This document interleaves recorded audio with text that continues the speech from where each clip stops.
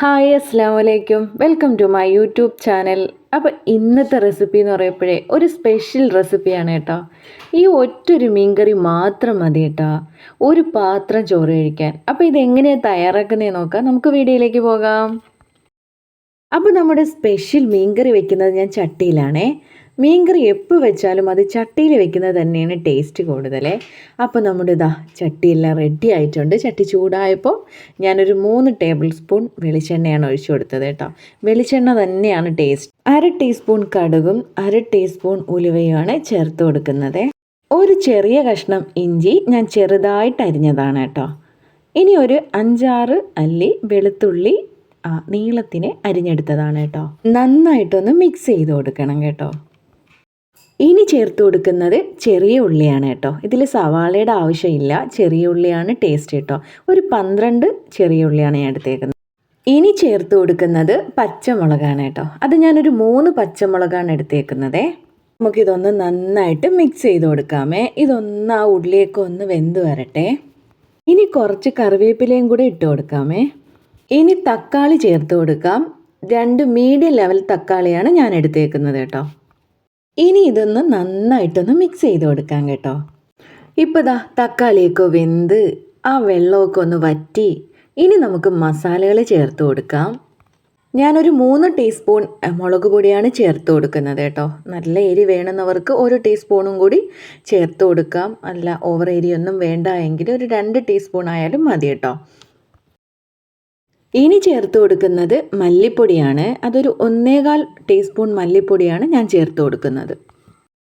ഇനി ഒരു 1/2 ടീസ്പൂൺ മഞ്ഞൾപ്പൊടി ചേർത്ത് കൊടുക്കുന്നുണ്ടേ. ഇനി ചേർത്ത് കൊടുക്കുന്നത് ഒരു 1/2 ടീസ്പൂൺ പെരിഞ്ജീരകപ്പൊടിയാണ്. 1/2 ടീസ്പൂൺ കുരുമുളക് പൊടിയും കൂടെ ചേർത്ത് കൊടുക്കണേ. ഇതൊന്ന് നന്നായിട്ടൊന്ന് മിക്സ് ചെയ്ത് കൊടുക്കുക. ആ മസാലയൊക്കെ ഒന്ന് റെഡിയായി ആ ഒരു പച്ചമണവും ഒന്ന് മൂത്ത് റെഡി ആവട്ടെ. അതുവരെ ഒന്ന് ചെറിയ തീയിൽ തന്നെ ചെയ്യണം കേട്ടോ. ഇല്ലെങ്കിൽ അത് കരിഞ്ഞു പോവും, മസാലകൾ പെട്ടെന്ന് കരിയും. ഇനി നമുക്ക് വെള്ളം ചേർക്കാം. അപ്പോൾ ചൂട് വെള്ളമാണ് ചേർക്കാനുള്ളത് കേട്ടോ. വെള്ളം ഓവറായിട്ട് ചേർക്കണ്ട. നമ്മുടെ ഈ ഒരു കറിയുടെ പരുവമെന്ന് പറയുമ്പം നല്ല കുഴമ്പ് രൂപത്തിലാണേ. ഈ ഒരു മീൻ വേവാനുള്ള വെള്ളം മാത്രം വെച്ചാൽ മതി കേട്ടോ. ഇനി നമുക്ക് കുടംപുളി ഇട്ട് കൊടുക്കാം. അപ്പോൾ ഞാനൊരു 3 കുടംപുളി എടുത്ത് നേരത്തെ കൂട്ടി വെള്ളത്തിലിട്ട് വെച്ചിരുന്നതാണ് കേട്ടോ. കഴുകി വൃത്തിയാക്കിയതിന് ശേഷം വെള്ളത്തിലിട്ട് വെച്ചതാണ് കേട്ടോ. അപ്പോൾ അതും കൂടെ ചേർത്ത് കൊടുക്കാം. ഇനി നമുക്ക് ഉപ്പ് ചേർക്കാം. ആവശ്യാനുസരണം ഉപ്പ് ചേർത്ത് കൊടുത്തു. ഇതിനി ഒന്ന് നന്നായിട്ട് ഇളക്കി കൊടുക്കാം. ഇപ്പോൾ കറി നല്ലതുപോലെ തിളച്ചിട്ടുണ്ട്. ഇനി നമുക്ക് മീനുകൾ ഇട്ട് കൊടുക്കാം. ഓരോ മീനായിട്ട് പറക്കിയിട്ട് കൊടുക്കാം. ഇനി നമുക്കിതൊന്ന് മൂടി വെച്ച് വേവിക്കാം. ഞാൻ കുറച്ച് കറിവേപ്പിലയും കൂടി ഇട്ട് കൊടുത്തിട്ടുണ്ടായിരുന്നേ. ഇനി ഇത് സ്പൂണ് വെച്ച് ഇളക്കരുത്. ഇങ്ങനെ ചുറ്റിച്ച് മാത്രമേ ഇതാക്കാൻ പാടുള്ളൂ. ചുറ്റിച്ച് മാത്രം വെച്ച് കൊടുക്കുക. സ്പൂണിട്ട് ഇളക്കി കഴിഞ്ഞാൽ ഇത് പൊടിഞ്ഞു പോകും കേട്ടോ. ഇനി ഒന്ന് മൂടി വെച്ച് വീണ്ടും ഒന്ന് കുക്ക് ചെയ്തെടുക്കാം. ഒന്നും കൂടെ ഒന്ന് മൂടി തുറന്ന് ഒന്നും കൂടെ ഒന്ന് ചുറ്റിച്ച് കൊടുക്കണേ.